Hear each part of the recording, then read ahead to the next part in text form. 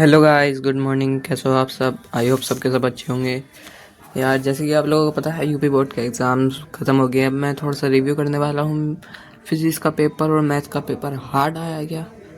ये बहुत हार्ड आया है, मीडियम लेवल का आया है। मैं आज 2 पेपरों का रिव्यू करने वाला हूँ और अपना एक्सपीरियंस बताने वाला हूँ कि मेरा एग्ज़ाम कैसा गया था। तो बात कर लेते हैं पहले 2026 फिज़िक्स एग्ज़ाम की। मेरा था सेट, ये देख लीजिए आप, 346 DS। 346 DS फिजिक्स के एग्ज़ाम में पहले आपको पता ही होगा कि सिर्फ और सिर्फ एक दिन का ही गैप था बीच में। तो अब देख लेते हैं कैसे कैसे क्वेश्चंस आए थे। पूछते हैं सबसे पहले इंग्लिश मीडियम पे। पहला क्वेश्चन तो ये था कि क्रिटिकल एंगल वाला इजी था। नंबर ऑफ इलेक्ट्रॉन्स क्यू बराबर एनी से आ गया था answer. Path of scattered alpha particle, ये भी इजी था। सर्कुलर रूट LC, ये भी निकाल लिया था मैंने, इजी था। 4 MCQ से इजी थे। एंड 5 MCQ था इन डिप्लीशन लेयर PN जंक्शन, ये भी बहुत इजी था। और इलेक्ट्रोमैग्नेटिक वेव जिसकी मिनिमम फ्रीक्वेंसी होती है, ये भी इजी था। ये मैंने 6 के 6 MCQ कर लिए थे बड़ी इजी तरीके से। अब आ जाते हैं अगले पे, क्वेश्चन नंबर 2 पर। तो क्वेश्चन नंबर 2 में था सबसे पहला क्वेश्चन एक न्यूमेरिकल, इसमें रेडियस बतानी थी। तो मैंने फॉर्मूला लगा लिया था R बराबर जो मैग्नेटिक फील्ड में होता है mv/qb, लेकिन उसे थोड़ा सा सही से नहीं लग रहा था आंसर, लेकिन मैंने कर दिया था। तो इसका मैं कंफर्म नहीं हूँ कि ये सही जाएगा मेरा या नहीं। एंड दूसरा question electrical conductivity and specific conductivity, यार ये तो सबको ही पता रहता है। और तीसरा क्वेश्चन भी न्यूमेरिकल था। डी था हमारा डायमैग्नेटिक और पैरामैग्नेटिक बताना। ये 5वां था वेरिएशंस, ये भी सारे इजी थे। और ये था कि power of lens with large in air और वाटर, ये भी इजी था। लेकिन मुझे जो इसमें डिफ़िकल्ट थोड़ा सा लगा था ना 1 मार्क्स के क्वेश्चंस में, एक तो लगा था अपना ये फर्स्ट वाला, क्योंकि इसमें यार मुझे टाइम लग गया था करने में। एंड ये थर्ड वाला, और सब तो इजी था इसमें। सेक्शन C देखते हैं। Graph between voltage and PN junction, ये भी कर लिया था। Working of transformer principle, energy loss, यार ये तो बहुत ही इजी था, ये कई बार हमने पढ़ भी रखा था। रेड लॉस भी आ जाएगा इसमें। Mass defect and binding energy, ये भी कर लिया था। और इसमें तो यार कैलकुलेट द एनर्जी निकालनी थी डाइपोल, यानी कि torque PE cos θ2 minus cos θ1, उससे आ गया था।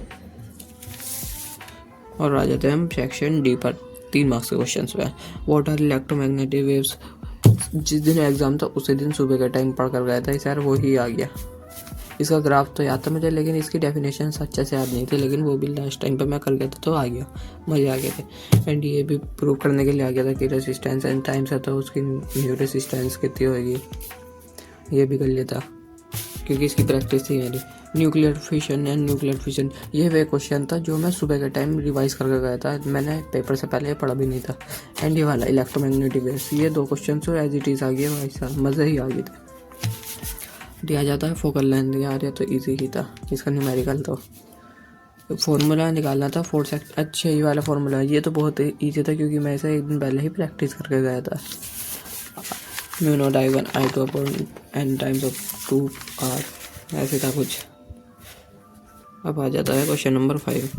What do you understand by free electron and drift velocity. Drift velocity हो जाएगा n, यानी कि career density, drift velocity E/m। इससे ओम्स लॉ एक दिन पहले ही सीख कर गया था, मतलब कि प्रैक्टिस कर गया था। Distance between 2 source of light, मैंने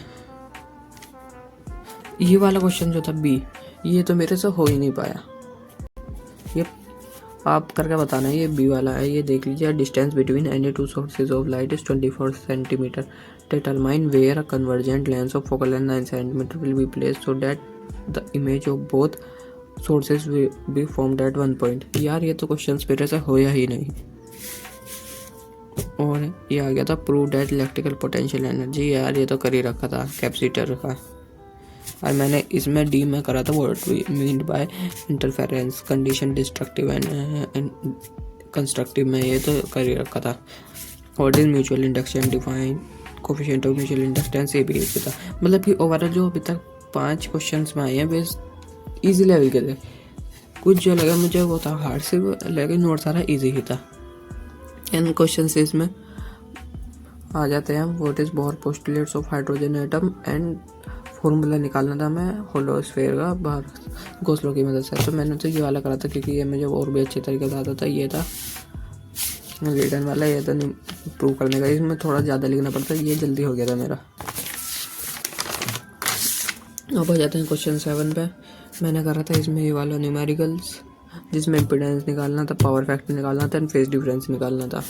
ये तो मेरे पास आता था, 5 नंबर का था ये। अच्छा हो गया, मज़ा आ गया था।